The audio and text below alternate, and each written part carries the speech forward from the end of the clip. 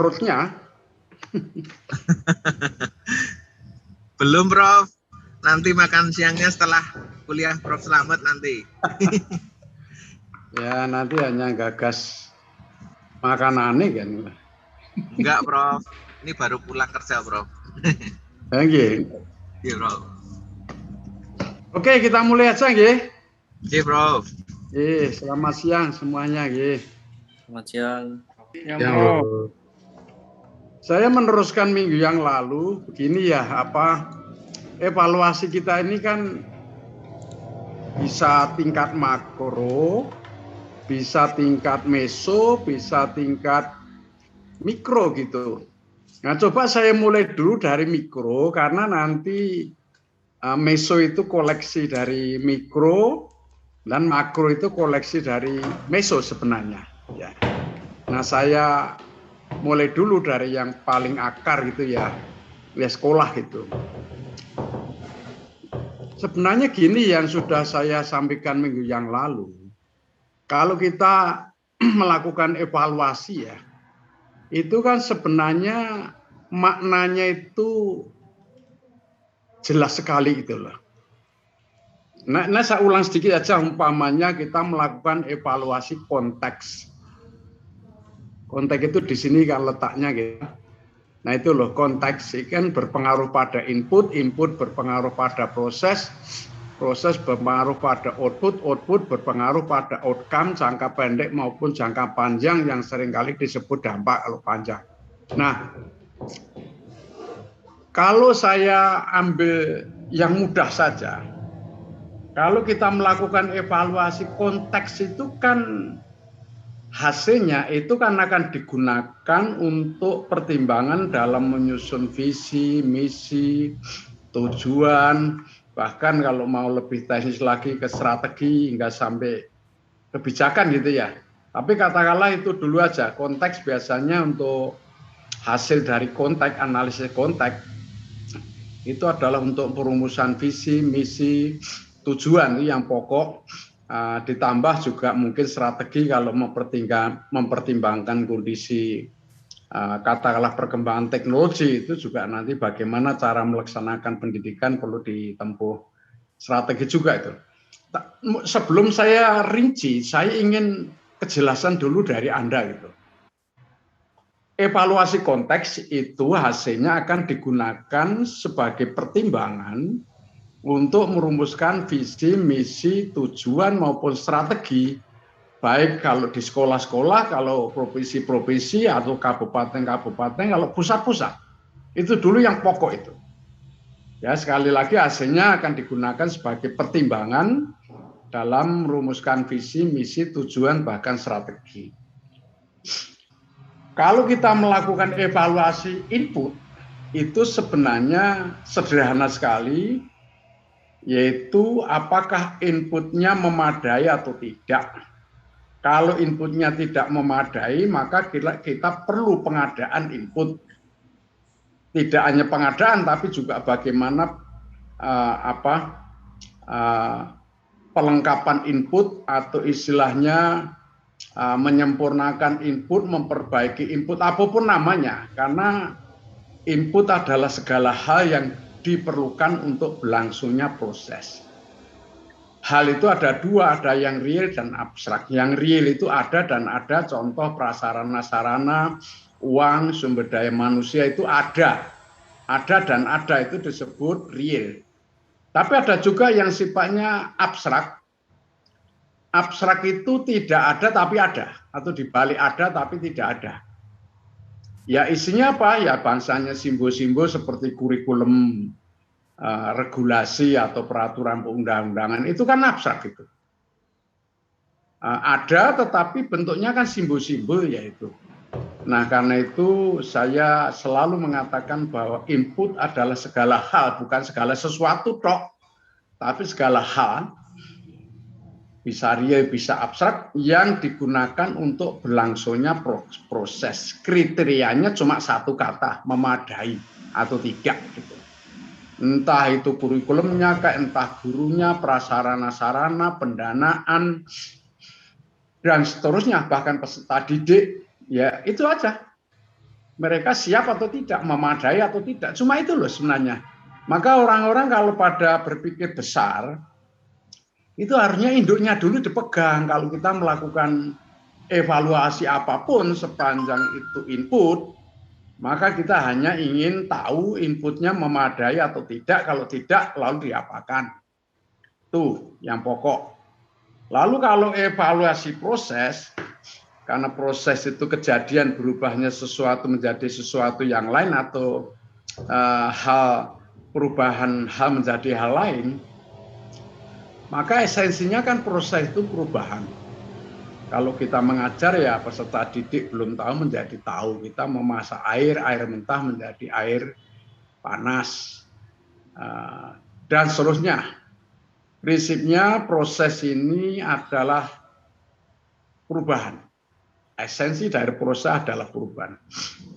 Kemudian output itu hasil seketika. Kuliah dari saya ini hasil seketikanya ya nilai. Tapi kalau nanti dikoleksi menjadi IPK, tetap saja itu juga output. Hanya koleksi dari jumlah nilai dari para dosen yang lain. Bahkan Anda lulus nanti dapat transkrip dan juga dapat ijazah, itu juga output. Karena output itu adalah hasil seketika. Ini maaf sekali loh, ini saya mendasar sekali ya. Kalau Anda lupa nanti hilang semua. Nggak ingat nanti kehilangan konsentrasi ya. Jadi output itu adalah evaluasi hasil seketika. Nah kalau koleksi seketika ya ijazah dan transkrip. Tetapi kalau seketika dari masing-masing dosen atau nilai disertasi atau nilai apa ya itu tetap saja itu hasil seketika tetapi tidak kolektif kan begitu gitu. Nah kalau outcome itu dibagi dua, jangka pendek, jangka panjang. Yang jangka pendek outcome itu, out itu kan keluar, come itu kan datang. Jadi Anda lulus S3 dari sini nanti, out dari pasar sarjana, come kemana gitu. Nah bagi yang sudah bekerja ya come back tuh tempat kerjanya. Tapi bagi yang belum memperoleh pekerjaan kan out dan come kemana kan mencari melamar kan gitu ya. Nah tetapi lalu esensi dari outcome jangka pendek itu adalah peluang. Nah saya garis bawahi dulu, ini kalau kamu nanti kehilangan arah, nggak ingat lagi nanti kamu hilang semuanya. Esensi dari outcome jangka pendek itu adalah peluang. Sekarang gini aja, lalu Anda lulus S3 umpamanya sudah bekerja. Kemudian kembali ke tempat kerjanya. Pertanyaan saya cuma tadi satu kata. Apakah peluangmu lebih baik atau tidak? Dulu jadi dosen hanya mengajar, melakukan penelitian, pengabdian pada masyarakat. Nah sekarang, apakah kamu peluangnya lebih banyak enggak? Apakah sekarang juga menjadi asesor, juga menjadi trainer, mungkin juga menjadi konsultan, mungkin juga Anda dana penelitiannya itu juga meningkat. Pokoknya esensi dari outcome jangka pendek adalah peluang. Ya, itu aja. Siapa tahu kamu lulus S3 langsung suruh jabatan ketua jurusan atau wakil dekan, tetap saja itu peluang. Itu. Nah, kemudian outcome jangka panjang itu adalah keuntungan. Baik keuntungan personal maupun institusional. Personal ya Anda, penghasilanmu meningkat, karirmu meningkat, itu untuk keuntungan personal. Tapi keuntungan institusional, apakah selesainya doktermu itu membuat lembagamu lebih baik atau tidak? Nah, kalau lebih baik ya berarti Anda ada manfaatnya kan begitu. Jadi intinya outcome jangka panjang itu adalah keuntungan, baik keuntungan personalmu atau keuntungan institusional tempat kerjamu itu. Artinya lalu akreditasi juga meningkat, prestasi membaik, persaingan lebih baik dan seterusnya itu keuntungan jangka panjang institusional. Tapi juga keuntungan ini bisa ekonomi maupun non-ekonomi. Yang ekonomi penghasilanmu meningkat, yang non-ekonomi status sosialmu meningkat. Tidak hanya Anda, tapi juga institusimu. Karena kalau dulu dokternya cuma sedikit, sekarang dokternya banyak, lalu praktis nanti akreditasi akan meningkat, reputasi lembaga juga makin meningkat, dan seterusnya. Nah, ini mendasar sekali karena Anda mesti harus pegang teguh itu. Nah, saya tidak mungkin mendetailkan itu ya. Nanti kamu cari sendirilah apa arti dari konteks, input, proses, output, outcome. Tetapi ketika kita berbicara evaluasi, ya tadi yang saya bicarakan. Nah, tapi ada dimensi-dimensi lain yang perlu saya sampaikan juga, bahwa suatu institusi, apakah sekolah, perguruan tinggi, apapun namanya, itu yang perlu kita evaluasi dimensi-dimensinya ada 4, 5. Yang pertama inovasi. Apakah perguruan tinggi itu selalu melakukan pembaharuan atau tidak? Itu pertanyaan pertama. Sebab kalau tidak pasti akan tergilas dengan kemajuan zaman itu. Sekarang saja sudah perguruan tinggi itu sebenarnya sudah ketinggalan jauh dibanding perusahaan-perusahaan teknologi, khususnya yang ilmu-ilmu eksakta itu dan terapannya teknologi. Kemudian kualitas, baik kualitas input, proses, output. Ya, ini sebenarnya konsekuensinya ya, bahwa kualitas output ini dipengaruhi proses, proses dipengaruhi input. Tapi juga perlu disampaikan bahwa meskipun inputnya hebat-hebat, belum tentu prosesnya bisa berlangsung dengan baik, kan begitu. Ya kenapa? Ya karena inputnya tidak mendudukkan diri pada porsinya gitu. Bisa saja dosennya doktor, profesor banyak, tetapi lalu dia tidak memberikan kontribusi yang secara signifikan di lembaganya karena lembaganya tidak terlalu memuaskan kebutuhan mereka, upamanya. Tuh. Nah, selain juga kualitasnya, ya tentu efektivitasnya, tujuannya, baik tujuan itu dalam bentuk kualitas, kuantitas maupun waktu. Dalam bentuk kuantitas, yang masuk S3 ini 100%, lulus dalam 3 tahun juga 100%. Nah, berarti kan efektif sekali. Kan itu ya. Tapi bisa juga yang masuk 100%, yang lulus 3 tahun hanya 50%. Yang lainnya ada lulus 4 tahun, 5 tahun, ya berarti tinggal kita kesepakatan efektivitas waktu itu berapa lulusnya. Ya secara umum Anda itu kan ditargetkan 3 tahun, kalau 3 tahun berarti kan efektif. Nah, terus yang kedua kan selain kuantitas kan kualitas. Ya kalau ingin efektif ideal berapa IP-nya? Ya 4.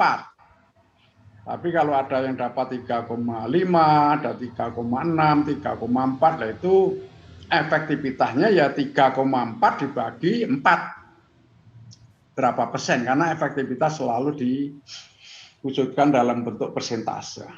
Yang terakhir masalah waktu. Nah, waktunya agak terbalik dalam merumuskannya karena kan begini ya, kalau Anda lulus 3 tahun, padahal juga pembaginya juga 3 tahun, berarti kan efektivitas waktu kan 100%. Tapi kalau Anda itu lulus dalam 2 tahun, berarti efektivitasnya kan 3 dibanding 2, kita balik gitu. Jadi 1, sekian. Nah, karena itu lalu dalam merumuskan efektivitas waktu itu seperti itu. Ya.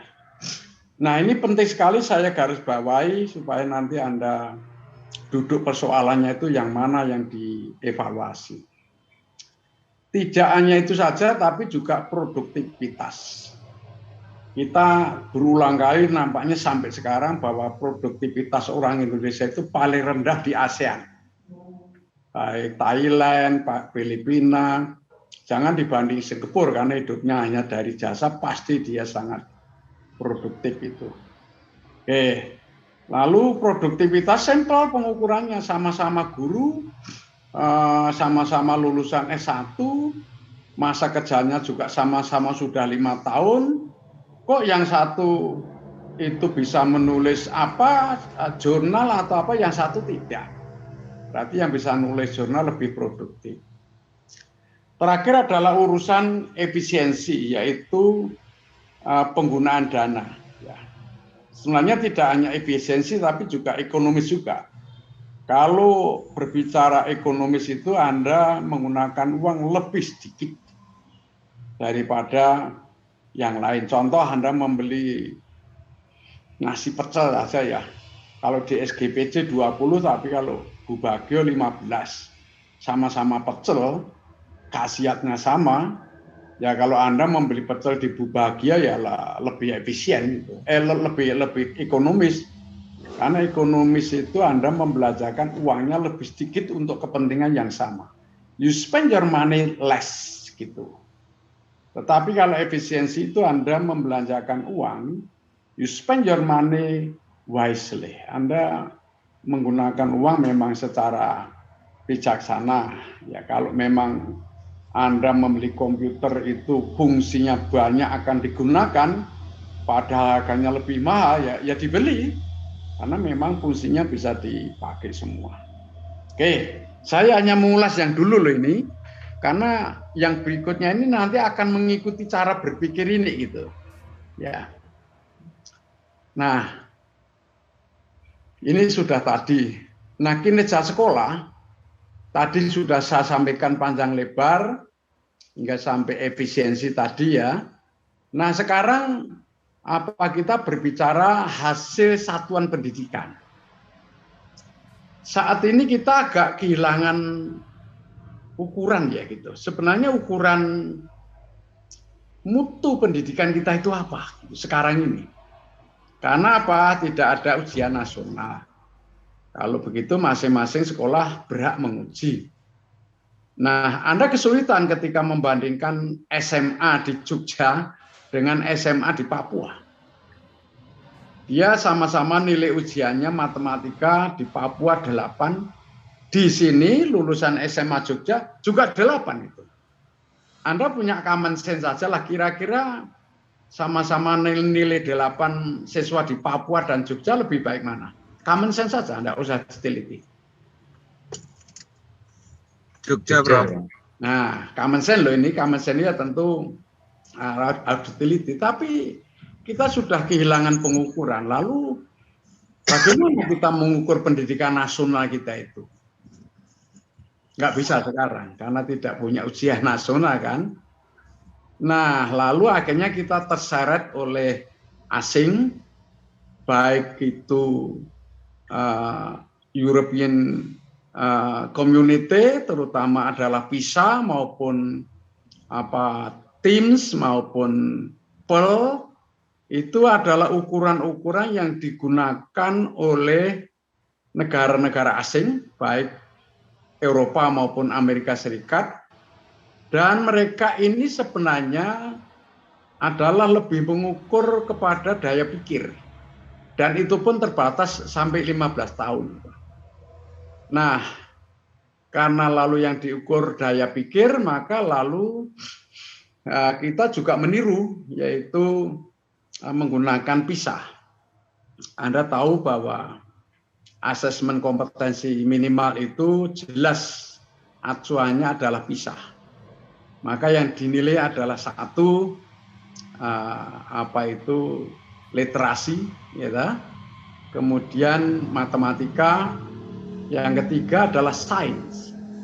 Tiga-tiganya itu adalah urusan daya pikir. Sekarang saya bertanya kepadamu, kalau kamu mendidik anakmu kecil sampai umur 15, itu lebih baik menonjol apanya? Menonjol ilmunya atau menonjol adabnya sampai umur 15? Adabnya, Prof. Nah, sementara ini AKM karena dia mengacu kepada OECD, terutama adalah PISA, juga PEL, juga TIMSS, itu jelas sekali menggunakan daya pikir. Kemudian yang tadi adab itu yang bersumber dari daya hati, padahal hati pendidikan adalah pendidikan hati sebenarnya. Tapi lalu tidak digunakan oleh Nadiem. Dan diukur dengan yang survei karakter ya, Prof? Nah, itu kan kalau nanti dulu ini saya ngomongin dulu ya. Yang kedua itu kan survei karakter. Nah, nanti ada 3 kan itu kan, yang ketiga kan nanti lingkungan belajar kan.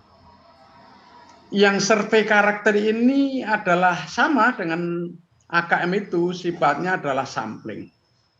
Padahal Anda tahu sendiri bahwa untuk memajukan sekolah itu tidak bisa kita secara nomotetik, tapi secara ideografik, yaitu satu persatu sekolah. Kan begitu, ya toh?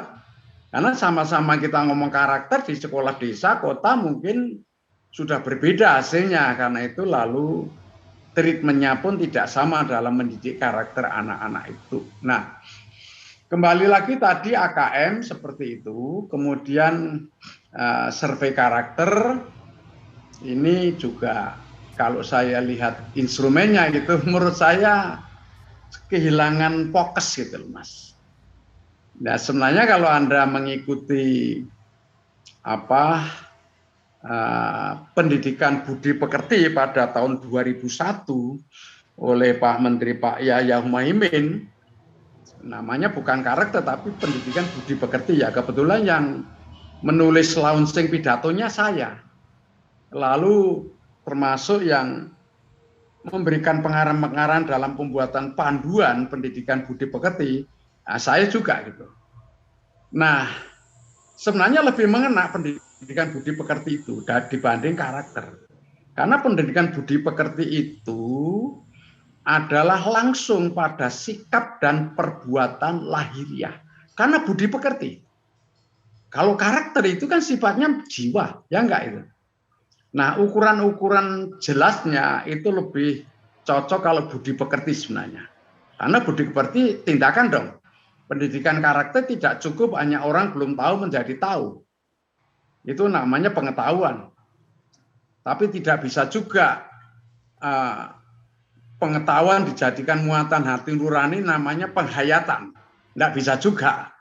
Yang real adalah pada tindakan atau perilaku yang disebut dengan patos. Yang tidak lain tidak bukan, disitulah sikap dan perbuatan lahiriahnya itu.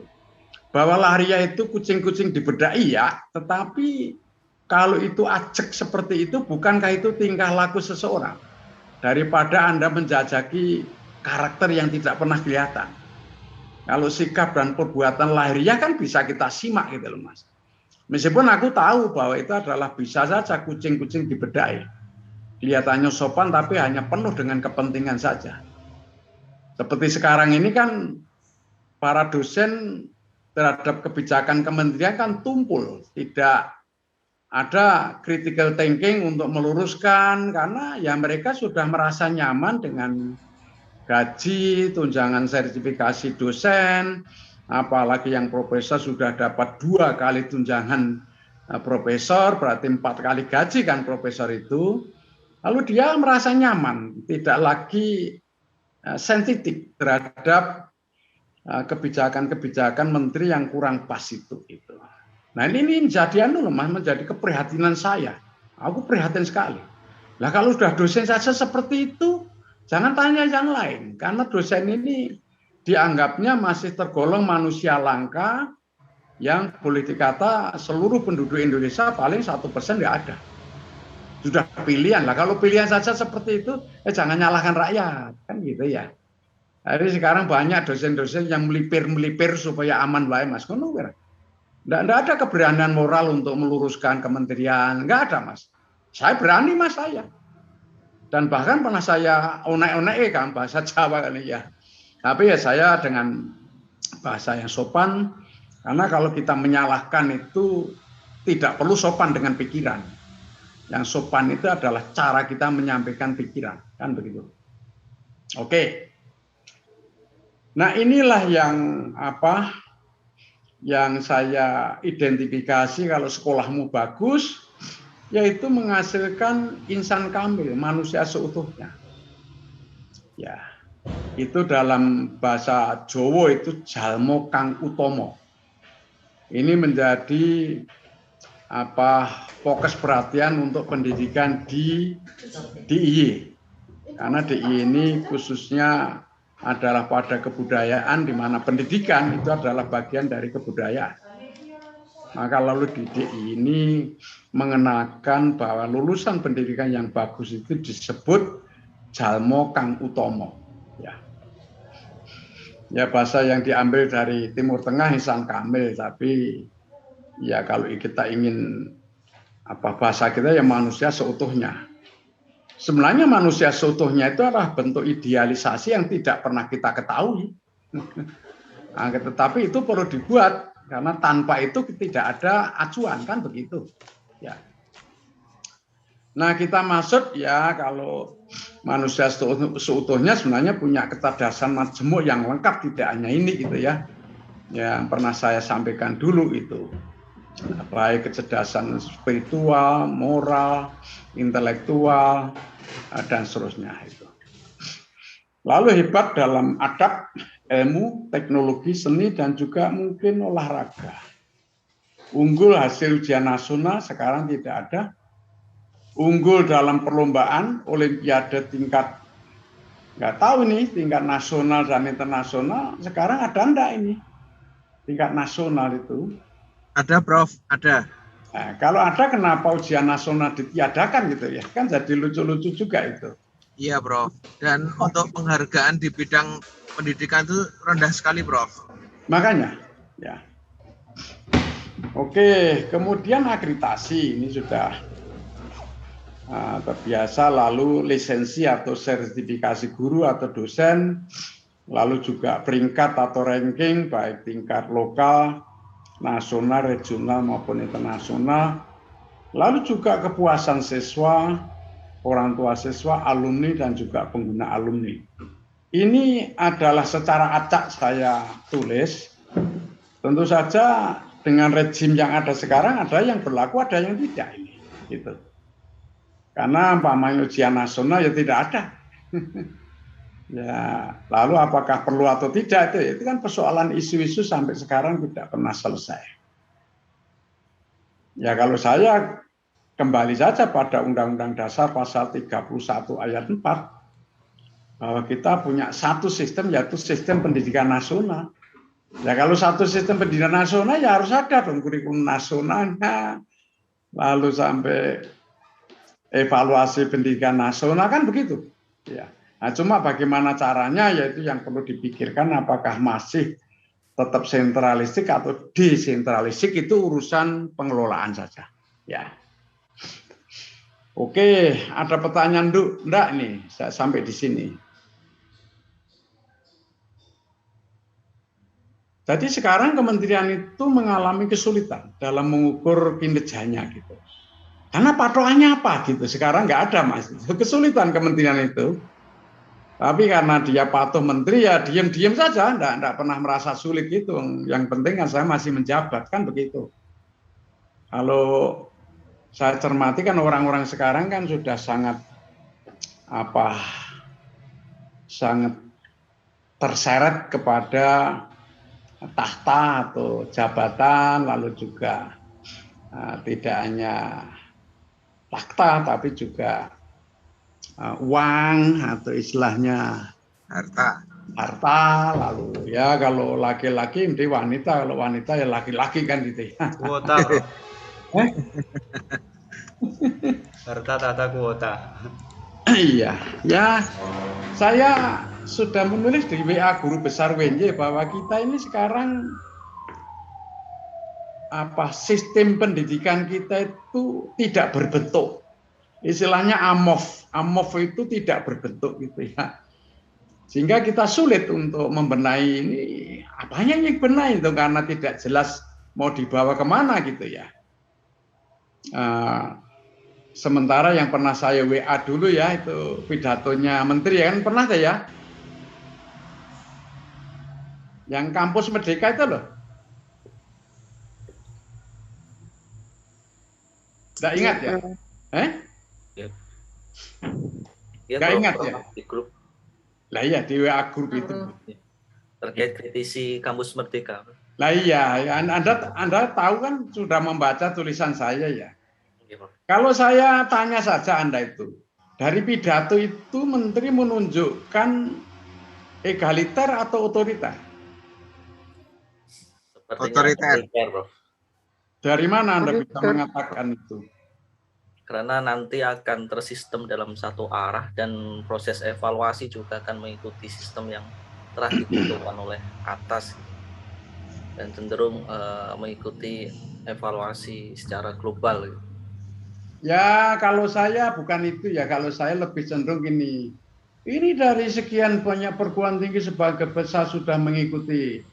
Kalau kurang jelas silahkan tanya langsung kepada saya, para rektor, para dekan. Loh, Pak Menteri, perguruan tinggi kita itu yang swasta saja 3.600. Yang negeri hampir ratusan lah. Kalau nanti telepon Bapak kapan bisa menjawab itu loh. Anu kan gampangannya ngono loh. Maka caranya mikir ki terus yang aduh saya itu mesake Mas Jajan ini mesake menteri ya saya itu. Anu wong bodoh kan dadi menteri ya mesake aku.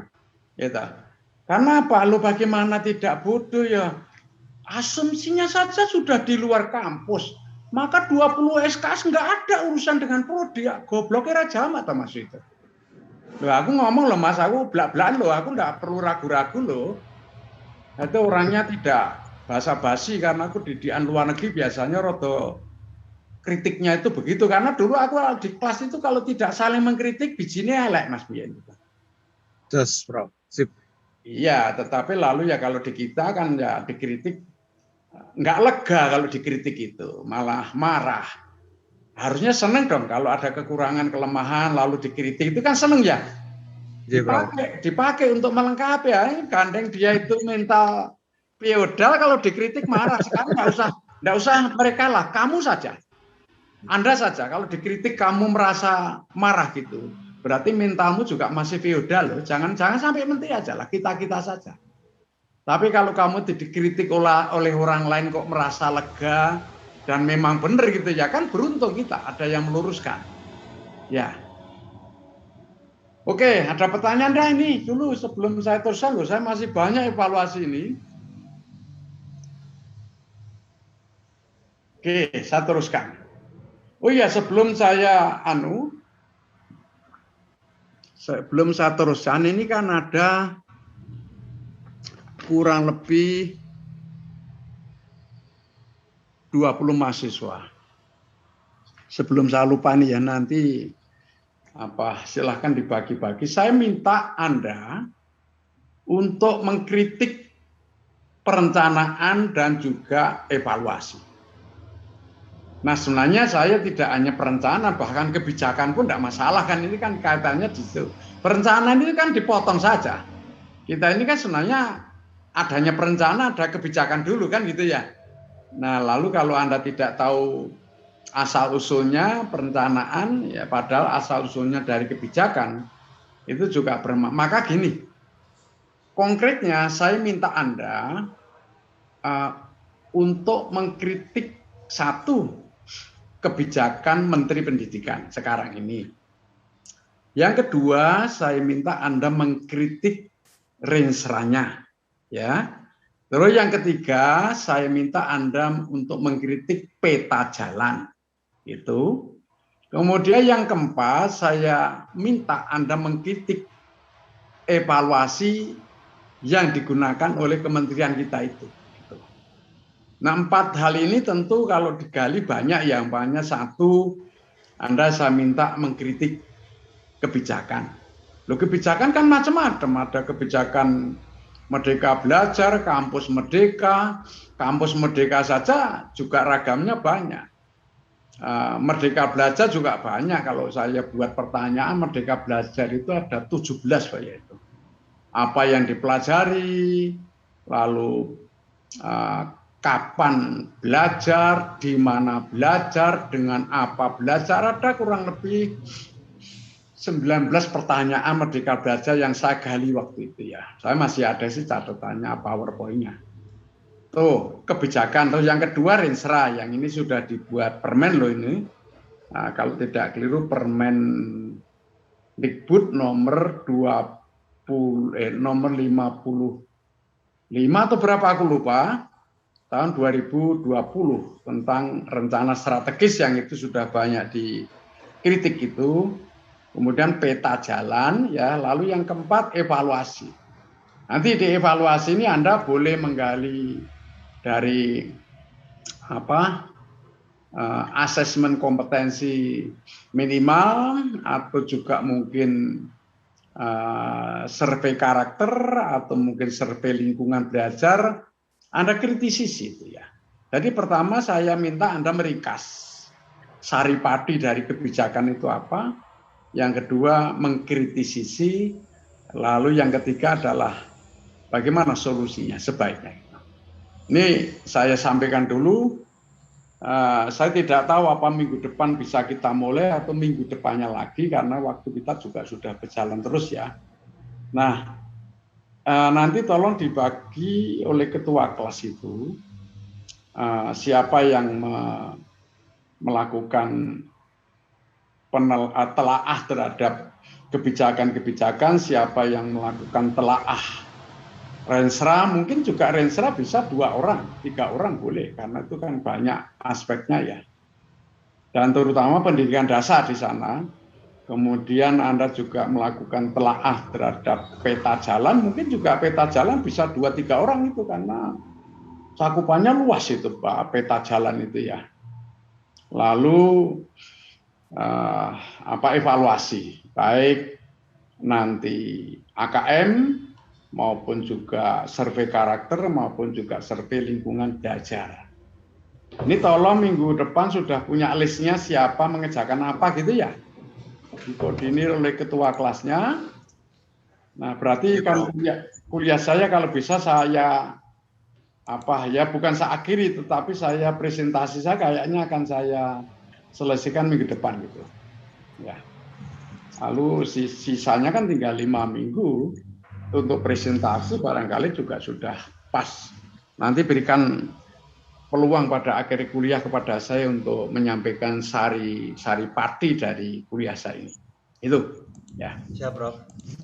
Oke, ada pertanyaan dulu sebelum saya teruskan ini.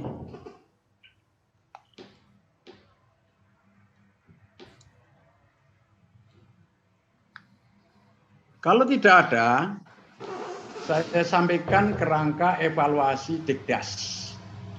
Yang idenya bukan dari saya, tapi saya integrasikan baik oleh Asian Development Bank (ADB) maupun juga dari World Bank.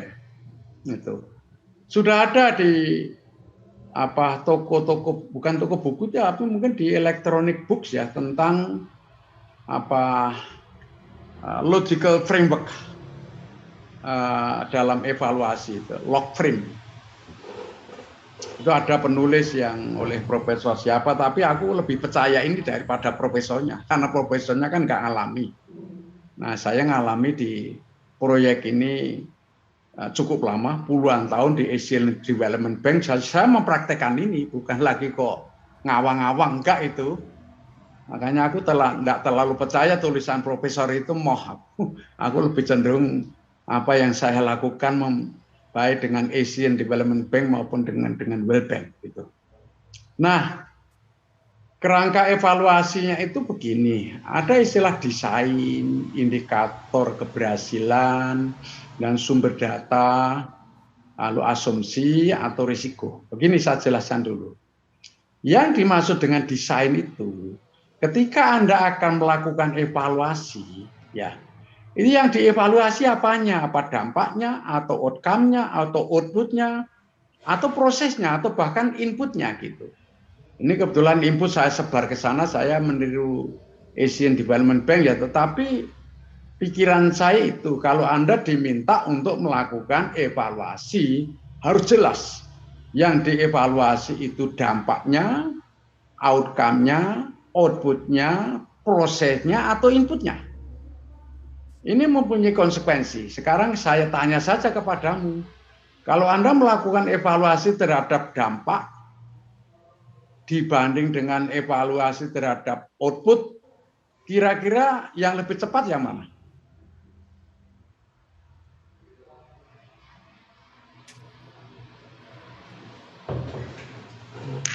outputnya, Pak. Hmm? Outputnya, kalau dampak mungkin bisa jangka panjang. Oke, begini jawabannya memang benar Anda di output. Karena apa? Kalau Anda itu melakukan evaluasi output, itu semua data ada di sekolah itu, atau ada di provinsi, atau ada di kementerian gitu loh. Sementara kalau Anda meliti dampak, Mbak, itu lulusannya sudah tersebar di seluruh Indonesia. Jangan-jangan Anda mencari dampak lulusan SD ya, itu ternyata ada yang di Papua, ada yang di Jambi. Nah itu kan kalau kamu melakukan penelitian semacam itu kan mencari data saja sudah kesulitan. Nah itu loh maksudnya. Nah, karena itu kalau Anda mau cepat ya penelitianmu ya pada input, proses, atau output. Karena datanya ada di institusi pendidikan itu sendiri. Apakah SD, SMP, SMA, di situ letaknya. Kan begitu ya. Nah, tetapi dari sudut pandang kemanfaatan itu ya penelitian dampak itu lebih manfaat daripada yang output tadi itu. Nah, dampak ini adalah keuntungan jangka panjang. Kira-kira gitu ya. Tadi sudah saya sampaikan.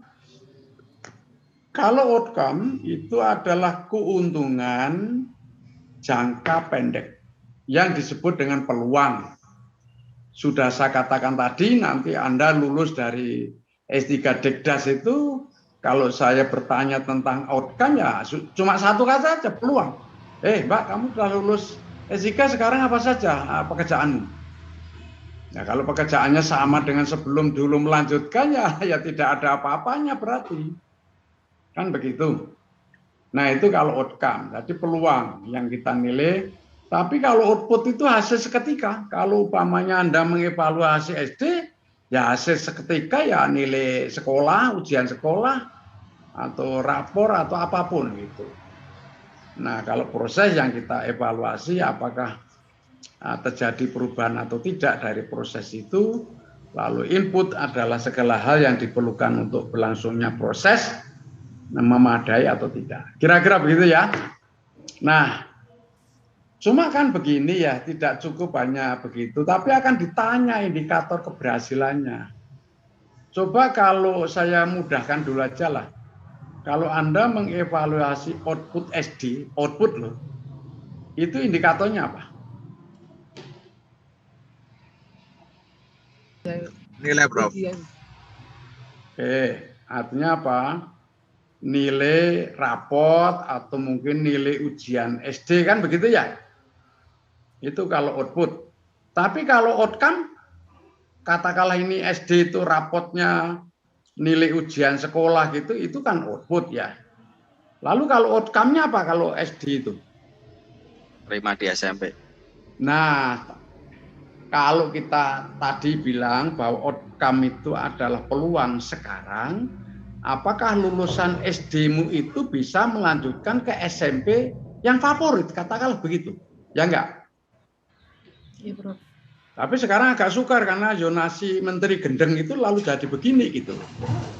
Itu saya sama sekali aku mendobrak loh Mas itu. Begini loh, caranya itu jangan ngerusak yang sudah ada, yang sekolah excellent jangan dirusak dong dengan zonasi itu. Jadi yang diperlukan pemetaan dulu, mana sekolah yang sudah excellent, mana yang rata-rata, mana yang tertinggal. Lalu kebijakan menterinya itu dibuat proliferasi. Dalam 5 tahun, bagaimana sekolah yang tertinggal itu 5 tahun, nanti naik menjadi sekolah rata-rata 5 tahun menjadi sekolah yang excellent. Gitu. Jangan sekarang lalu sekolah-sekolah yang sudah bagus itu lalu dimoderasikan gitu. Tapi sebenarnya juga akhirnya ketahuan juga bahwa sekolah yang bagus itu yang bagus siswanya, bukan sekolahnya gitu loh. Itu berarti terbukti dong penelitian saya 20 tahun yang lalu. Karena 20 tahun yang lalu saya 23 tahun yang lalu lah ditunjuk menjadi komite sekolah. Ini bener Pak ya? Sekolah yang konon itu bagus tuh ya bagus bener gitu. Saya teliti sendiri, aku sendiri yang teliti. Kebetulan kepala SMA 1 Mas Basori dulu mantan mahasiswa saya di AMM waktu dulu saya ketua Sekolah Tinggi Ilmu Ekonomi. Kemudian Mbak siapa yang kepala SMA 3 itu juga mantan mahasiswa saya. Sateliti, saya ke sana. Sateliti 1 hari dan saya minta izin, saya mau mengamati sekolahmu terus. Apa yang bisa dibantu, Prof? Kamu membantu saya sungguhan? Iya, Pak. Tok no aja ditot ya. Sak gelemku dewi ngono. Nah, penelitian kualitatif kan begitu, Mbak. Sak enakku dewe sedina, Mbak. Ketemu jawabannya, oh sing pinter siswane udah sekolahnya gitu. Ya, oke. Kira-kira begini. Jadi outcome itu yang dievaluasi peluangnya. Apakah lulusan SD memperoleh peluang melanjutkan SMP yang bagus atau enggak, kan begitu. Tapi dengan adanya zonasi yang enggak jelas sekarang karena hanya ukuran jarak, kan begitu. Tapi ya itu karena menterinya hahu-hahu membuat kebijakan zonasi, keliru itu mah.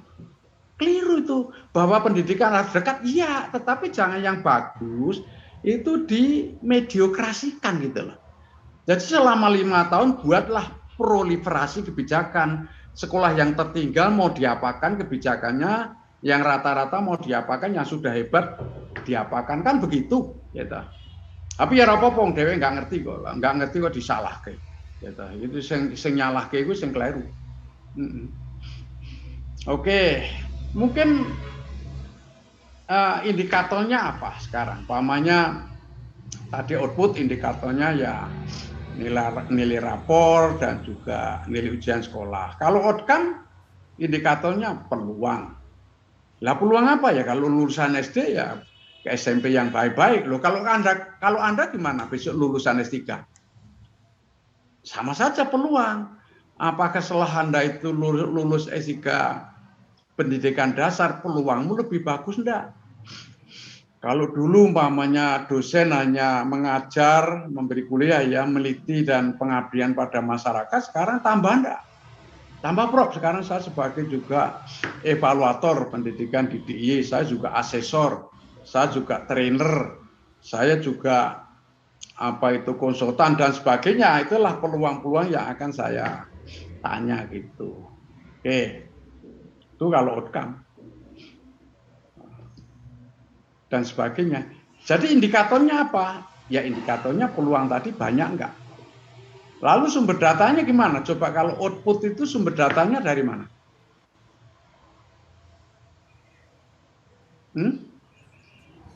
Kegiatan pembelajaran, Prof.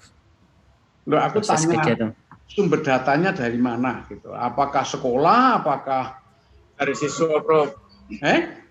Siswa. Sekolah. Ya, kalau ini kita ngomong output, katakanlah sekolah, maka lalu sumber datanya ya di sekolah itu. Apanya itu? Ya rapor, ya mungkin nilai ujian sekolah, mungkin perlombaan, kan begitu ya, sumber datanya di sekolah. Kalau outcome sumber datanya di mana?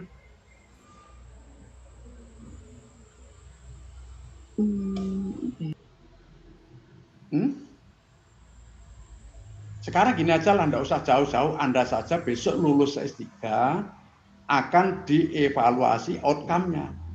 Sumber datanya di mana? Lulusannya. Loh, enggak. Sumber datanya di mana? Apakah di S3 Pasar Sarjana atau di tempat kerjamu sana?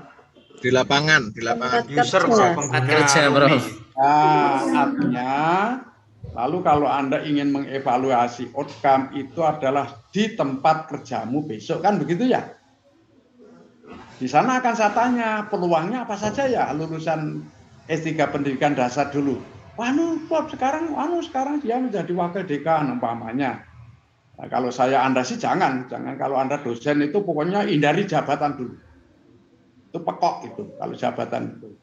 Kamu harus urus saja sampai profesor baru menjabat gitu. Kalau kamu lulus S3 langsung memilih jabatan, pekok kamu itu, saya bilang. Kamu kok bisa, Prof? Kok bisa pekok, Prof? Loh, aku tanya dulu, pangkat tertinggi dosen apa? Guru besar, Prof. Nah, udah dijawab sendiri kok. Ngapain kamu sibuk-sibuk menjadi ketua jurusan, wakil dekan? Akhirnya yang paling penting akan terpental, Mas itu. Padahal kalau Anda itu sudah dapat profesor, 1001 pintu terbuka, mau jabat kek, mau apa kek, ya enggak itu. Tapi Iya, kalau betul. Tapi kalau kamu menjabat dulu, lalu akan tersingkir profesimu, lama-lama kowe tuwa atau wegah ngono ku tak delok kono kuwi. Tak delok mahasiswa aku kok hahu-hahu ora kleru dalanmu aku ngono. Iku kudu heeh. Angel tenan. Ya Allah, guyu aku. Rilek Mas, sekarang aku yang rilek nih ya sosok nyengani barang. Aku biasa kok nyengani menteri Mas itu. Sing tak sengen iki kebijakannya ora wong. Ngono. Nah, saya kembali lagi ya, kalau Anda mengumpulkan data-data outcome itu di mana kamu setelah lulus dari pasca sarjana. Ya, namanya setelah lulus S3 pendidikan dasar lalu kamu kerja di Universitas Tidar, ya. Di Tidar itu kan di Lasa atau Universitas Ahmad Dahlan atau mungkin di apa saya nggak tahu, tapi yang penting dalam mengumpulkan data outcome itu adalah di mana kamu sekarang bekerja itu. Ya. Nah kalau dampak gimana? Juga sama. Tetapi kalau dampak ini yang ditanyakan masalah kurun waktu, gitu. Setelah jangka panjang. Dulu waktu S3 berapa penghasilanmu? Tapi setelah kamu 5 tahun lulus doktor itu berapa penghasilanmu? Rak ngono to Mas. Kayak ben kowe nganggo sepeda motor saiki kok nganggo mobil. Wah, sudah ada peningkatan ning setelah tak takoni kredit. Nah, celaka juga itu malah. Nanti kan itu. Jadi janganlah konsumtif tapi harus investatif itu. Itu saja simple. Jadi jangka panjang apakah penghasilanmu meningkat atau tidak, status sosialmu meningkat atau tidak, lembagamu juga apakah lebih baik atau tidak dengan kehadiranmu lulusan S3 kan begitu. Ya. Itu. Nah, ini sumber data. Lalu asumsi atau risiko. Begini, Anda kuliah itu punya asumsi loh, Mas. Coba asumsi apa? Kamu melanjutkan S3 pendidikan dasar itu.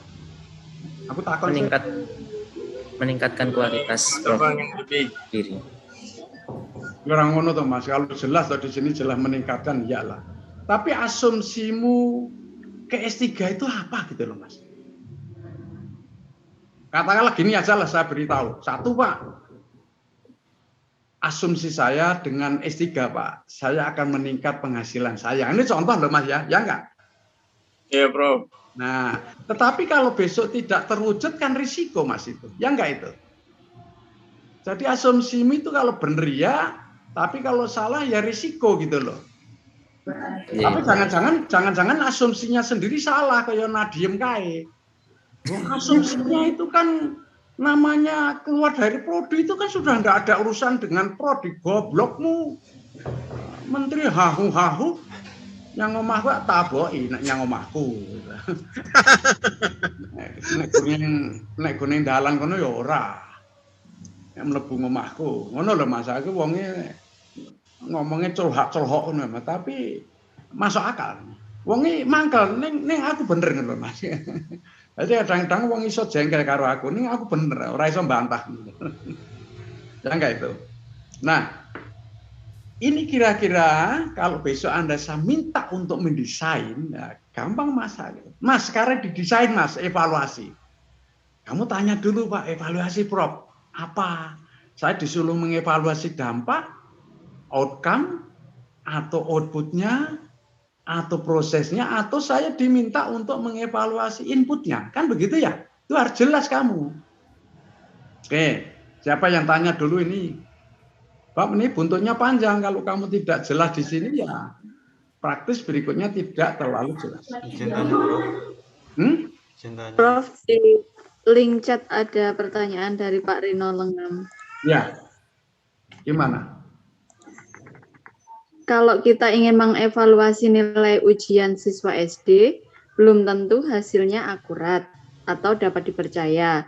Karena pelaksanaan ujian sekolah atau rapot dan lain-lain masing-masing sekolah atau guru berebut untuk memperoleh hasil yang baik dengan melakukan hal-hal yang tidak benar, bukan kualitas siswa. Sehingga untuk menilai nilai ujian siswa SD sulit, Prof.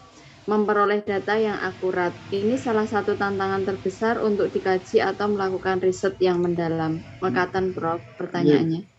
Ya, karena gurunya udah ngapusi, Mbak. Jadi kan banyak guru ngapusi saiki. Jadi intinya nilainya jelek di pokoknya Papua, Mbak. Itu kalau ada waktu pas kenaikan kelas itu orang tuanya di pinggir jalan di mana gurunya pulang gitu. Lalu pertanyaannya cuma satu, anakku naik kelas atau tidak, tapi celurit sudah siap gitu loh, Mbak. Jadi kalau Anda menjawab anaknya nggak naik kelas ya harus dada antara kepala dan tubuhmu kan begitu. Maka lalu anak-anak itu juga buat joke itu lulusan saya dulu dari sini. Itu kalau gimana Prof itu kalau pulang orang tua siswa itu duduk-duduk di pinggir jalan di mana jalan saya pulang gitu. Kemudian ketika saya pulang ditanya, anakku naik gak? Gitu. Kalau nggak naik gimana? Jadi masalah Prof itu. Gitu. Nah, saking apalnya gitu dia membuat lelucon itu. Lewat di situ sebelum orang tuanya tanya itu, naik Pak. Pada rong ditakoni. Ya itulah realitas. Jadi prinsipnya begini ya. Penilaian itu memang yang bagus itu kan objektif, artinya divalidasi kapanpun oleh siapapun nilainya harus sama, kan begitu ya. Tetapi realitasnya banyak subjektif, artinya umpamanya ujian sekolah di NTT sebut saja di Kupang anak SMA itu mendapat nilai matematika 8. Ujian oleh sekolah itu. Kemudian di Jogja juga begitu, ujian sekolah. Anak juga dapat 8. Kamu kan tidak bisa menjawab. Berarti sama dong mutu dari SMA di Jogja dengan di Kupang sana. Karena nilainya matematika sama-sama 8. Kan kamu tidak bisa jawab. Ya bagaimana membandingkan Pak Wong itu tolok ukurnya sudah beda kan gitu ya. Nah disinilah kita kesulitan dalam melakukan komparasi sehingga ketika tidak ada tolok ukur yang sama lalu kita tidak mungkin akan bisa membandingkan. Masalahnya kan begitu ya Mbak ya. Begitu enggak Mbak kata di jawaban saya? Iya, Prof.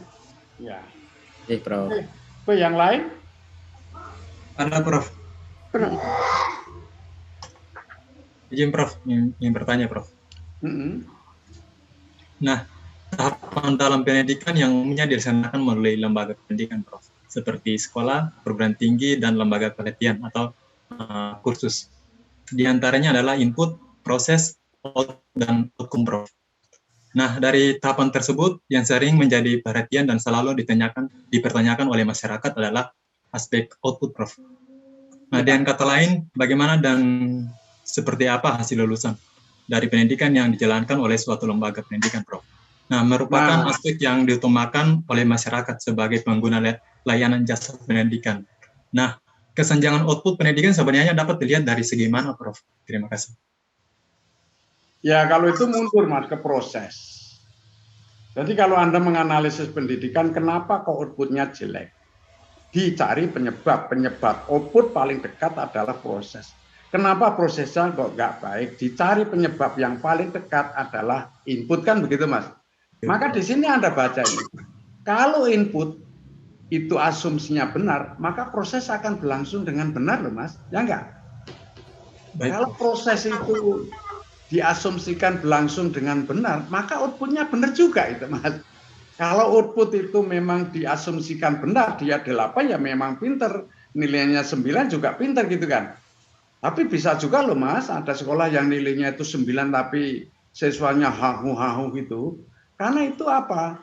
Asumsinya tidak benar, artinya memang dibelokkan gitu. Maka kalau outputnya itu asumsinya benar, outcome-nya juga benar. Sekarang gini aja lah saya tanya yang ini. Kalau outputnya nilainya rata-rata 9, itu output loh Mas. Yakinkah bahwa anak itu kalau bekerja nanti juga baik? Tidak, Prof. Tidak, Prof. Belum tentu, Prof. Belum tentu. Nah, itu masalahnya gitu loh. Kalau asumsinya itu benar, jawaban iya Pak, gitu. Ya enggak. Tetapi kalau output itu hanya kucing-kucing dibedai, nah, sebut saja kita di Jogja ini kan tempat saya ini kan untuk ukuran-ukuran nilai itu kan dibanding dengan sekolah swasta malah lebih murah swasta gitu. Pada praktikum enggak punya alat, tapi nilainya itu IP-nya tinggi-tinggi itu. Ya, karena kucing-kucing dibedai yang di swasta itu. Gitu. Bahkan tempat saya ini pernah ada pasca sarjana itu 20 mahasiswa S2 di DO. Lalu pindah perguruan tinggi lain, pasca sarjana juga. Setengah tahun lulus semua Mas, ya coba itu. Itu betul-betul real Mas, aku punya data, bukan ngomong kosong. Jadi banyak perguruan tinggi swasta yang kucing-kucing dibedai itu banyak. Nah, oleh karena itu lalu ya kalau seperti itu, meskipun IP-nya tinggi, ya belum tentu kalau dia nanti bisa bekerja dengan baik yang disebut outcome, kan gitu. Nah, jadi ini berurutan, Mas. Panjang urutannya dari awal, input. Kalau input itu asumsinya benar, proses akan berlangsung dengan baik. Ya enggak? Kalau prosesnya itu berlangsung dengan baik, outputnya pasti bagus juga. Kalau outputnya itu memang betul-betul menilai yang sebenarnya, ya, the true score, nilai yang sebenarnya, maka lalu outcome-nya juga akan baik. Ya kalau outcome-nya itu memang asumsinya benar, oh pasti dampaknya baik. Ini berurutan, tidak meloncat-loncat gitu. Oke. Nah, umpamanya gini, ada yang IP-nya tinggi tapi setelah bekerja di suatu organisasi, apakah perusahaan kok tidak bagus ya? Karena asumsinya salah, karena yang nilai IP-nya 3,9 tadi tidak menggambarkan tuntutan dunia kerja gitu loh Mas. Sehingga boleh dikata relevansinya tidak bagus, kan begitu ya. Tuh. Oke, ada yang lain lagi nih, satu lembar ini. Terima kasih Prof. Ya. Ada yang bertanya ini punya hubungan yang linear ini. Saya Prof. Ya. Saya Prof. Ya. Kalau menurut Prof Slamet pribadi, untuk penilaian sekarang ini kan menggunakan penilaian autentik ya Prof. Nah, beda dengan penilaian untuk yang dulu yang masih berorientasi pada, kalau nilai rapot itu ya berarti rata-rata dari nilai ulangan harian, UTS, kemudian UAS gitu. Nah, kalau sekarang kan dengan menggunakan penilaian autentik. Nah, kalau menurut Prof Slamet, pripun Prof? Lebih condong yang mana kalau menurut Prof Slamet pribadi? Sebenarnya idealnya ya Mbak, semua penilaian itu harus otentik Mbak. Idealnya. Karena otentik itu kan melakukan penilaian terhadap hal-hal yang real gitu loh. Ya enggak? Dia banyak adalah penilaian otentik. Apakah dia itu pintar mengendarai sepeda motor atau tidak? Gimana penilaian otentiknya? Satu, ujian tertulis lulus. Dan ketika praktek juga lulus, kan begitu. Ya. Ini otentik Mbak Di, karena kalau kita menilai orang itu terampil sepeda motor atau tidak, ya otentiknya dua hal itu. Yang pertama secara teoritik dia ngerti, tapi yang kedua secara praktik gitu. Tapi bagaimana Mbak urusan masalah karakter lah, itu persoalan lain Mbak. Karena pada waktu tes itu kan hanya sepotong kehidupan dia kan. Sekarang banyaklah yang pintar mengendarai di jalan, tetapi sambil membaca HP gitu. Itu kan ketak-ketak yang naik sepeda motor gitu kan, menurut saya gitu ya. Jadi bukan manusia itu, kalau saya anggap itu ketak-ketak yang naik sepeda motor. Karena membahayakan bukan untuk dia, tapi juga untuk orang lain. Dulu ada yang pernah begitu tuh nabrak Mbak. Aku hanya tertawa, dadah dek, modar kowe aku tak ngono. Karena ya ulahnya itu kan nggak bener. Manusia Indonesia itu kan aku nggak senengnya di situ Mbak. Jadi manusia Indonesia itu masih setengah satwa Mbak. Aku belak-belakan saja. Kita halus ngono nih boleh ngapusi, gitu. Kita wonge wah sopan santun boleh dibalik batu ada kepentingan. Saya itu kan ngomong sama keluarga, aku nggak seneng keluar rumah, nggak seneng sama wong-wong yang dalan gitu, karena perilakunya kan setengah satwa di jalan itu, kan ngono Pak. Tidak ada toleransi, ada orang kesulitan. Monggo, no rano.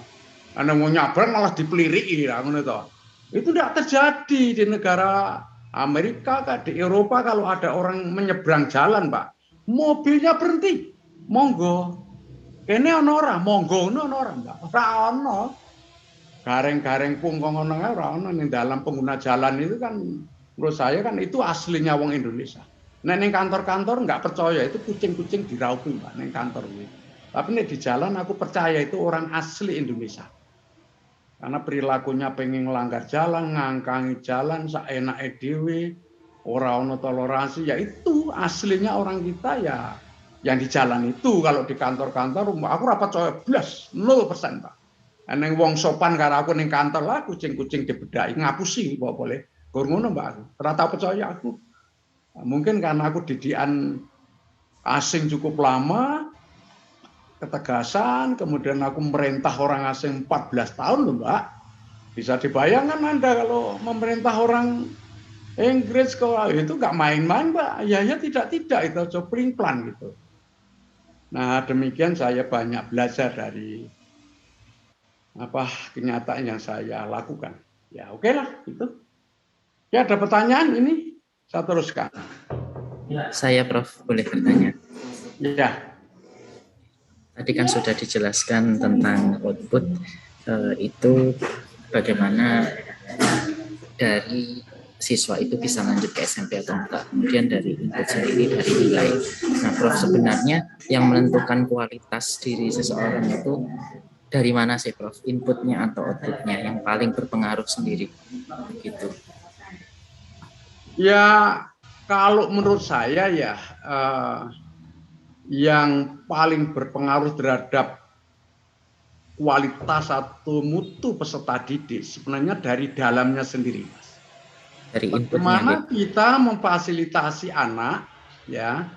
Kalau dalam bahasa Inggrisnya itu to cultivate gitu ya. To cultivate itu bukanlah kita merampas, bukanlah kita memaksa, bukanlah order gitu ya. Tapi anak itu siapa sih anak kita ini? Oh, ternyata anak kita itu pinter mengenai matematika. Nah, itu kan orang tua yang tahu anaknya gitu. Ya kalau gitu kita fasilitasi saja supaya matematikanya hebat. Nah, lalu kita juga, ya gini, sederhananya, kita akan bisa menilai anak itu mutu tinggi dan tidak itu sebenarnya justru dari faktor endogen, Mas, bukan eksogen. Jadi kalau Anda mampu mendidik anak, lalu anak itu menemukan jati dirinya, in English they call it passion gitu ya, itu berhasil Anda, sudah berhasil. Karena lalu Anda bisa memfasilitasi anak menemukan jati dirinya gitu. Karena kalau anak itu bekerja berdasarkan jati dirinya, ya tidak ada rasa terpaksa mengeluh, tidak ada, karena senang dia, ya enggak itu. Maka bagaimana tugas kita? Gitu ya.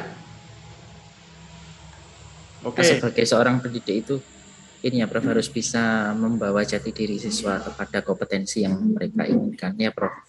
Berarti input yang paling berpengaruh ya, terhadap keberhasilan siswa. Ya, dari internal dia sendiri, bukan dari luar. Iya, Prof, matur nuwun. Makanya dalam bahasa Inggris itu tuh not I want you to learn, but I want you to want to learn. Ngerti tidak maksudnya? Salah kalau kita mengatakan aku ingin kamu belajar, itu salah.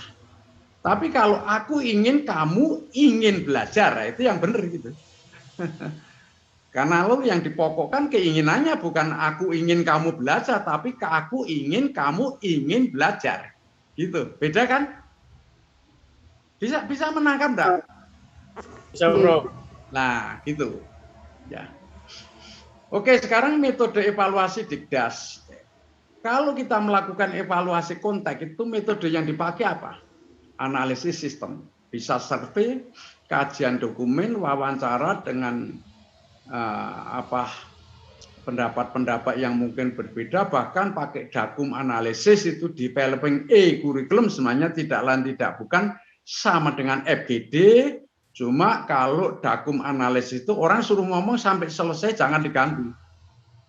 Gitu. Lalu nanti hasil omongannya apa dicatat, dibanding-banding dengan yang lain, kalau nanti sama sudah selesai. Tapi kalau ada dissimilarity, ada perbedaan, lalu didiskusikan kenapa kok berbeda, alasannya apa, gitu, dakum analisis. Lebih bagus daripada FGD. Ya. Kemudian kalau melakukan evaluasi input, yaitu dengan inventory, analisis sumber daya yang ada, baik sumber daya manusia, peralatan, perlengkapan, perbekalan, bahan, uang, informasi, dan sebagainya, yang tidak lain tidak bukan untuk mengetahui tingkat kesiapan input, memadai atau tidak. Kalau tidak memadai, mau diapakan? Oh, perlu pengadaan, oh, perlu peningkatan mutunya, oh, perlu penambahan, dan sebagainya. Lalu kalau mau melakukan evaluasi proses, metode yang paling cocok ya monitoring, lalu juga interaksi dan pengamanan terhadap kegiatan yang ada di lapangan, mungkin juga pengendalian, mungkin juga inspeksi, apapun. Yang jelas di sini adalah untuk melihat apakah proses yang berlangsung itu benar-benar akan menghasilkan output yang diharapkan sesuai dengan yang dipatok sebelumnya, kan begitu kita. Maka sebenarnya evaluasi proses itu kalau yang bagus sih idealnya pengendalian, bukan monitoring, bukan pengawasan, itu sebenarnya pengendalian sebenarnya. Karena kalau pengendalian itu kalau tidak cocok dengan tujuan ya diluruskan selama proses berlangsung itu, begitu. Oke. Nah, kalau evaluasi output ya ini pengukuran penilaian evaluasi output secara kuantitatif dan kualitatif. Ya mudah. Ukurannya apa? Nilai atau apa? Kan gitu ya. Lalu evaluasi outcome juga sama. Cuma ini adalah setelah seketika. Kalau evaluasi output adalah pengukuran penilaian evaluasi hasil seketika. Tetapi kalau outcome itu adalah setelah seketika, yaitu adalah tadi peluang. Dampak juga sama.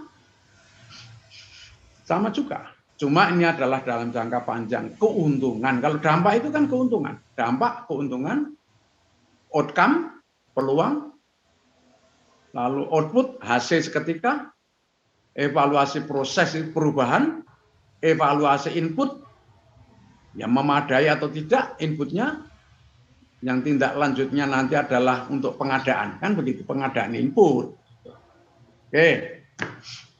Contoh, ini evaluasi program. Ya, kita program itu ada program kesiswaan, ada guru, PBM, program kurikulum yang kesiswaan saja apa itu? Ya bisa juga program-program yang terkait dengan kognisi, afeksi, psikomotor. Guru apanya? Ya bisa juga perilakunya, bisa juga strategi pembelajaran, dan sebagainya. Ini contoh saja. Ya. Lalu juga bisa juga kalau kita mau menggunakan alat-alat untuk melakukan evaluasi itu apa? Nah, ini sekali lagi juga contoh saja metode evaluasi, umpamanya bisa juga loh kita melakukan evaluasi dengan testing. Kita beri tes, baik tertulis, gambar, perbuatan, mungkin buka buku, bawa pulang, dan pokoknya tes. Tapi bisa juga observasi. Ya, kita melakukan observasi menggunakan checklist. Bisa juga inventory, menggunakan rating scale maupun juga kuesioner. Bisa juga analisis produk, baik proyek maupun laporan. Bisa juga evaluasi kawan sejawat. Ini adalah dilakukan melalui pertemuan-pertemuan dalam rangka untuk self-assessment oleh kawan-kawan sejawat. Kalau di Jepang yang disebut dengan lesson study itu sebenarnya itu. Di Jepang lesson study guru sama-sama guru matematika, yang satu mengajar, yang satu mengamati. Nanti hasil amatan itu digunakan untuk diskusi dengan guru yang tadi mengajar. Di mana kekurangannya, kelemahannya. Tapi di Indonesia kok hanya bagus di training saja ya, karena memang sistemnya beda. Di Jepang itu gaji guru, termasuk mengamati guru di kelas. Nah kita, undang-undang kita, guru itu mengajar 24 jam, lebih dari itu nggak mau guru. Kalau nggak diberi tambahan bayaran, kan ngono Mas. Jadi kita itu meniru yang konteksnya berbeda, yang mungkin dulu yang meniru itu otaknya hahu-hahu gitu loh. Karena lulusan Jepang terniru bahwa tidak menggunakan filsafat eklektik inkorporatif, apakah Jepang itu sama dengan Indonesia atau Indonesia sama dengan Jepang?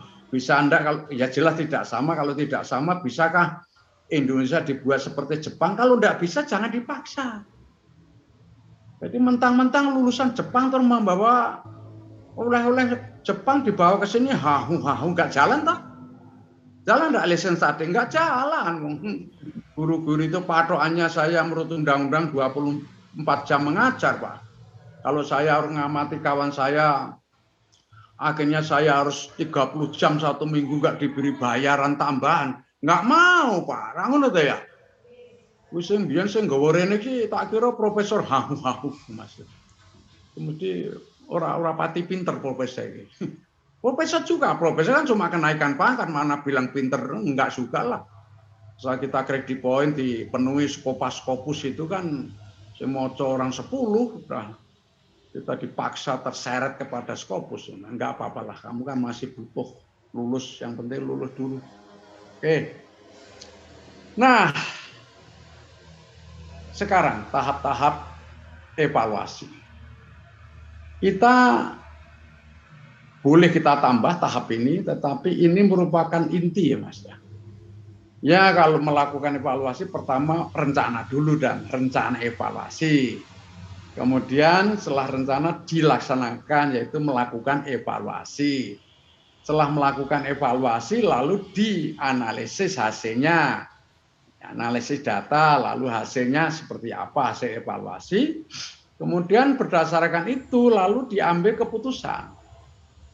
Apakah akreditasinya A, B, atau C, anak itu lulus atau tidak, lalu apakah ini pantas diberi blogeran atau tidak, pokoknya ini adalah pengambilan keputusan. Nah, 4 tahap inilah yang harus dilakukan. Nah, tentu saya hanya bisa yang pertama, rencana dulu. Karena melaksanakan kan tidak mungkin kamu ya Kak. Apalagi lalu nanti menganalisis ya tidak mungkin lah. Saya hanya ngomong yang pertama. Yaitu rencana evaluasi. Maka sebenarnya Anda harusnya sudah bisa nanti pada akhir kuliah saya. Itu menyusun rencana evaluasi. Gitu. Karena sudah saya berikan format loh Mas. Coba kamu lihat nanti di belakang ini. Sudah saya buatkan format untuk kalau Anda nanti melakukan, nah ini loh, untuk melakukan menyusun proposal evaluasi ya, atau mungkin laporan evaluasi tergantung ya. Ini biasanya mahasiswa itu suka lupa. Waktu membuat proposal disertasi itu penelitian ini akan dilaksanakan di mana. Nah, setelah menjadi laporan juga begitu. Penelitian ini akan loh, wis laporan kok masih akan gitu. Berarti dia tidak membaca ulang dari proposal disertasinya dulu, kan Mas ya. Nah, ini sudah saya buatkan formatnya. Ya, dulu yang di Trensra sudah saya buatkan formatnya. Ini proposal maupun laporan penelitian juga sudah saya buatkan formatnya. Ya Mas ya. Nah, tinggal nanti kamu bisa enggak menyusun rencana kan gitu ya. Nah, oke, sekarang kita satu persatu kita bahas ya. Harusnya minggu depan saya selesai nih. Ya. Oke, tahap-tahap evaluasi. Pertama penyusunan rencana evaluasi, rencana Mas. Ya. Yang kedua adalah pelaksanaan evaluasi program. Ya terutama kita ini mengumpulkan data. Terus yang ketiga C itu adalah setelah data terkumpul lalu analisis data dan hasilnya berupa informasi tentang tingkat ketercapaian tujuan program, keberhasilan program yang dilakukan oleh evaluator internal ataupun juga eksternal. Gitu. Tapi prinsipnya data kita kumpulkan lalu kita analisis, nanti hasilnya informasi. Kalau informasi itu ingin ditarik lebih luas lagi, berbagai informasi dikumpulkan menjadi pengetahuan. Lalu pengetahuan itu kita otak-atik, nanti kita jadi teori. Kan begitu. Ya jadi teori itu dibangun dari pengetahuan juga itu. Nah, cuma kita salah banyak. Ilmu pengetahuan, lah gendengmu raja aman, tidak ada ilmu pengetahuan itu. Kamu cari kamus bahasa Perancis, bahasa Inggris. Nggak ketemu ilmu pengetahuan itu nggak ada. Kalau bahasa Inggris berarti kan knowledge science, ya enggak? Knowledge itu pengetahuan, science itu ilmu. Kamu cari dalam bahasa Inggris sampai kiamatmu, nggak ketemu itu. Knowledge science itu nggak ada. Tapi orang Indonesia sudah salah kaprah. Ya apa boleh buat kalau orang-orang gendeng sepakat untuk benar kan ya akhirnya sulit juga kita yang pinter pun akan tidak begitu ya enggak umum gitu loh Mas, sudah salah kaprah. Oke. Nah, lalu yang terakhir ya pengambilan keputusan.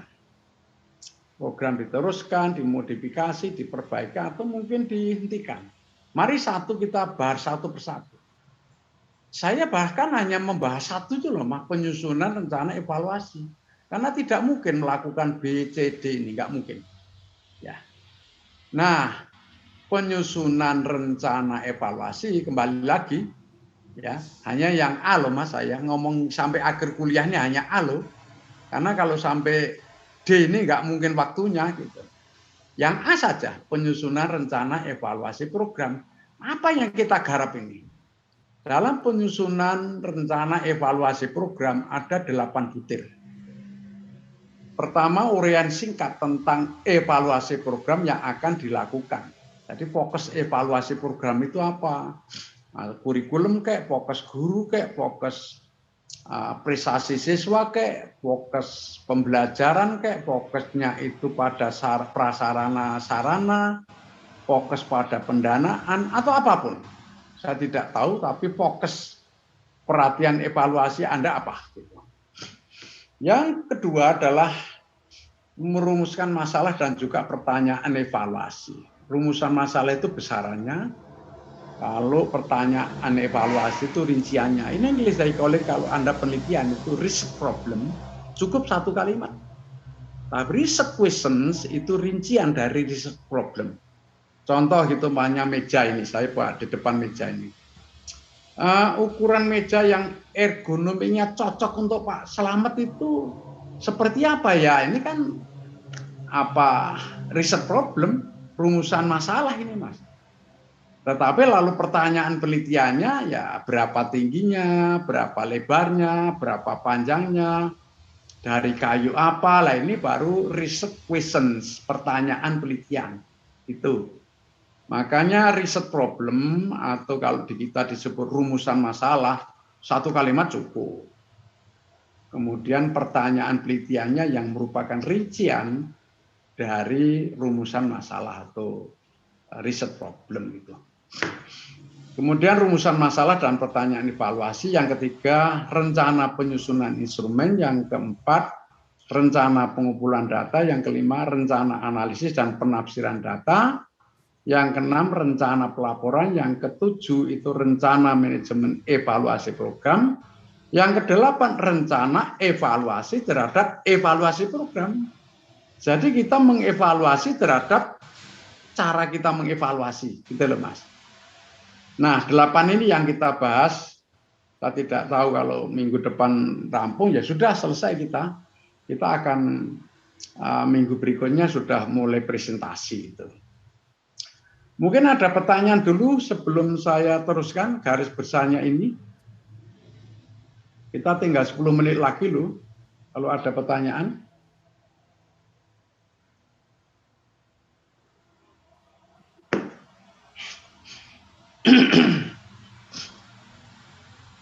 Ini sudah makanan saya di kementerian waktu itu, karena memang ya saya membawai kurang lebih 260 konsultan yang tersebar di Indonesia ya. Ya saya harus tepat dong dalam memberikan pengarahan, bimbingan, fasilitasi supaya mereka bisa bekerja sesuai dengan apa tujuan-tujuan yang telah kita tetapkan, kira-kira begitu. Nah, ada pertanyaan ini kan mau saya detailkan satu persatu ini. Kalau ada pertanyaan garis besar, karena saya hanya membahas ini, kan saya tidak membahas yang lain-lain ini. Ya kalaupun saya sangkut itu hanya dibahas secara teoritik itu kan begitu. Yang saya bahas cuma yang nomor 1. Yang kedua juga nanti saya uraikan apa pelaksanaan itu, analisis data apa yang dilakukan, pengambilan keputusan apa. Tapi kan lalu tugas-tugas yang saya berikan kan hanya sampai pada penyusunan rencana saja. Gitu. Gak ada ya, kalau tidak ada mari kita bahas satu persatu. Uraian singkat tentang evaluasi program yang akan dilakukan. Ini fokus. Apa fokus kita? Guru? Fokus kita prestasi siswa? Fokus kita apa? Nah ini lalu pertanyaannya juga banyak. Jenis program apa yang akan dievaluasi? Oh, ekstrakurikuler. Oh, sertifikasi guru. Oh, program organisasi penggerak. Itu jenisnya banyak. Organisasi penggerak itu ada guru penggerak, kepala sekolah penggerak, dan sebagainya. Maka fokusnya apa? Gitu. Katakanlah jenis program yang akan dievaluasi, sebut saja guru penggerak. Kan sekarang mulai Mas Nadiem Makarim kan ada guru penggerak, nanti ganti menteri rampung Mas, nggak ada tindak lanjutnya. Aku hafal. Karena kita itu dulu sudah ada namanya PKG pada tahun 90 itu. Yang tidak lain tidak bukan guru-guru yang hebat-hebat dipilih, kemudian di training, nanti dia suruh mentraining guru-guru yang dianggapnya kalah dengan dia itu. Jadi sudah barang lama tapi terkubur gitu, terus meninggal dunia, terus setelah itu bangun lagi gitu. Setelah itu mati lagi, setelah itu sekarang bangun lagi ya gitu. Ya secara apa? Karena orang tidak mau belajar sejarah ya risikonya seperti ini Mas. Gitu. Wah, program keunggulan sekolah atau keunggulan sekolah nggak ngerti kan. Itu zaman Paleolitikum sudah ada. Kebetulan dulu yang menulis saya Mas, pertama SBI, Sekolah Bertaraf Internasional. Itu kan sekolah keunggulan. Tapi dibatalkan di MK. Nah, setelah itu aku dipanggil sama menteri, ini gimana Pak SBI dibubarkan? Nah, udah kita buat istilah lain saja Pak. Apa itu sekolah model? Kita buat sekolah model. Diprotes lagi oleh publik. Akhirnya lalu kita buat sekolah rujukan, diprotes lagi. Kenapa kita harus merujuk ke sekolah itu? Protes lagi, terakhir sekolah unggulan, gitu Mas. Nah, setelah sekolah keunggulan, ganti menteri, nggak ngerti, bolak-balik ya rampung, mati sekolah unggulan. Nah, sekarang muncul lagi, gitu ya. Ya, Anda tahu kan sekarang kan ada kan sekolah keunggulan, Mas? Gitu. Nah, sekali lagi nanti B itu apa tujuan evaluasi atau apa hasil evaluasi yang diharapkan. Kalau Anda mengevaluasi guru penggerak, itu hasil dari evaluasi guru penggerak itu apa? Ini yang seringkali kalau di panduan disertasimu kan tujuan penelitian kan gitu, kalau penelitian evaluasi itu sebenarnya kurang baik Mas. Yang paling enak itu hasil yang diharapkan. Itu mesti benar. Wes. Apa hasil evaluasimu? 1 ini Pak hasilnya, 2 ini, 3 ini. Tapi kalau tujuan Mas itu banyak lah, ini barusan saya ngoreksi mahasiswa saya dari Wonosobo S3 itu. Adapun tujuan penelitian adalah mengetahui, oh gendeng murah jamak, tujuan kok mengetahui. Enggak dipakai aja lah tujuan itu, kamu di otakmu pakai aja hasil penelitian yang diharapkan. Ngono wae. Karena panduan pasal sarjana rada banyak tafsiran itu marake gendeng kowe aku. Saya ingin di benakmu hasil penelitian yang diharapkan. Ngono wae, jangan tujuan. Saya tanya, hasil penelitianmu apa? 1, 2 apa? Itu jelas. Kalau nanti tujuan itu mengetahui, yang kedua mendeskripsikan, otakmu ora jelas ya tak ngono Mas. Nah, aku senengane gen jelas nek dheweke ora jelas sama ora pati ngerti. Nek jelas kan ngerti. Jadi kene lho, ini termasuk besok kalau kamu dibuat menyusun proposal disertasi kan, di benakmu eling-elingan Mas dari saya ini. Daripada tujuan penelitian, ganti saja hasil penelitian yang diharapkan. Lah kalau hasil kan jelas ya enggak? Hasilnya apa? Ngono lho. Ngono kuwi. Jadi mikir sing panduan penulisan tujuan, Bro. Ya, katanya harus mengikuti. Kalau di panduan penulisan disertasi itu tujuan, Bro. Memang, Tapi kan kamu itu kan memunculkan aneka tafsir, ya enggak? Banyak tujuan kok mengetahui. Nah, makanya saya minta ya ganti aja hasil penelitian yang diharapkan. Itu jelas hasilnya apa? 1, 2, 3 hasil loh, hasil ya. Bukan anu. Ya kalau kebetulan bimbingan saya sih saya tarik ke sana. Pak, ini kan Prof ini kan enggak cocok dengan panduan, nanti kan kalau saya ditanya oleh apa itu profesor lain, kenapa kok tidak tujuan kok diganti hasil yang diharapkan, hasil penelitian yang diharapkan, jawabannya gampang. Saya diberi saran oleh Profesor Slamet begitu, selesai. Nanti kalau dia membantah kan saya cuci otaknya, itu aja. Menang, selesai. Karena memang saya itu orangnya tipologi kalau udah ilmuwan Mas, ke ilmu nggak ada ampun saya, nggak ada ampun. Ya, siap Bro, nanti dibuat seperti itu Bro. Ya, kono. Oke. Lalu pertanyaan berikutnya adalah siapa yang akan dilibatkan dalam evaluasi? Kadang ada loh yang evaluasi hanya evaluator tok, tapi kalau menggunakan participative evaluation bisa juga yang dievaluasi dilibatkan. Ya, sumber data atau informasinya dari mana dalam evaluasi program itu. Nah, saya kadang-kadang membaca peraturan menteri tentang penjaminan mutu internal dan eksternal ini, sehingga rada gendeng Mas, agak gendeng buat itu. Karena tidak ada itu namanya ban PT atau ban SM kok penjamin mutu eksternal itu bodoh banget Mbak itu. Orang menjamin mutu itu karena dia terlibat gitu loh, terlibat intervensi. Contoh membuat rumah. Ya kalau lalu membuat rumah, saya jamin rumahnya bagus kalau gambar ini dilaksanakan. Lalu kan yang menjamin mutu rumah ini kan yang menggambar itu kan begitu ya. Nah kalau evaluator yang namanya asesor kok menjamin mutu, ya gendeng, dia itu cuma evaluator mutu gitu loh Mas.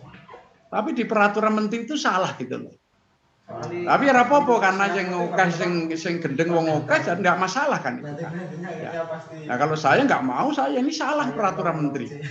Mana ada ban PT kok menjadi penjaminan mutu eksternal. Dia intervensi apa dia?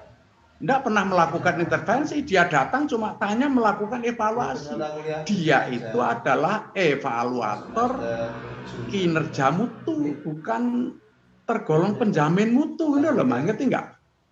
Jadi kita ini pakai otak yang cerdas gitu loh, jangan hanya mesti peraturan mesti bener, enggak itu yang buat itu gendeng itu enggak selalu harus benar. Oke, saya udah habis waktu loh Mas, saya lanjutkan minggu depan ini terakhir saya. Lalu minggu depannya sudah mulai presentasi ya, karena besok ini sudah minggu 11 loh, minggu depan ya enggak? Nah, tinggal 5 kali pun terakhir akan saya pakai untuk tolong diberi waktu untuk menyampaikan saripati dari kuliah saya. Itu yang separuh. Iya Mas, aku nenggawe kata-kata wes sok-sok wong aneh-aneh bersama. Orang aneh-aneh kowe le goblok. Bikin ceria Pak. Sing awalingan. Ya, kuliah saya itu nilai tersendiri Bro. Ya kuliah dengan saya itu ya kadang-kadang orang mungkin jengkel, mungkin kadang malah wah ini nggak bisa tidur saya gitu. Atau mungkin saya ini apa ya, memang aku kan berdrama Mas. Orang berdrama itu kan berhasil. Kalau aku nangis kamu ikut nangis, kalau aku marah kamu ikut marah, itu namanya drama berhasil. Coba kalau kamu lihat film itu kan drama Mas itu. Kalau Anda larut dengan film kan berarti Anda itu kan apa artinya filmnya berhasil ya enggak itu? Ya artinya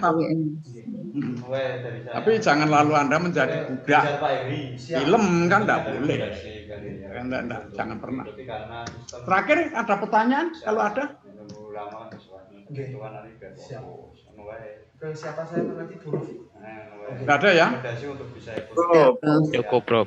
Ini saya berikan kepada Anda minggu depan ya, ini PowerPoint saya ini. Iya. Nggih, Prof. Alhamdulillah. Alasan gini loh Mas, otak saya ini 100%. Kalau aku ngomong Mas, ini bisa 60 sampai 70% keluar. Yang saya tulis ini paling 40% loh Mas. Jadi kalau ini saya berikan awal, nanti kamu jadi gendeng gitu loh. Nggak mau saya. Oleh karena itu kamu sudah tak omongin dulu aja. Karena otak saya 100%, aku ngomong, aku bisa sampai 70% saya keluarkan. Kan gitu ya. Lalu kalau yang tertulis ini kan paling 40%, makanya daripada mahasiswa saya nanti terjerat pada 40% ini saya berikan saja setelah saya ngomong rampung. Tak ngono Mas ya. Nggih, laras Prof.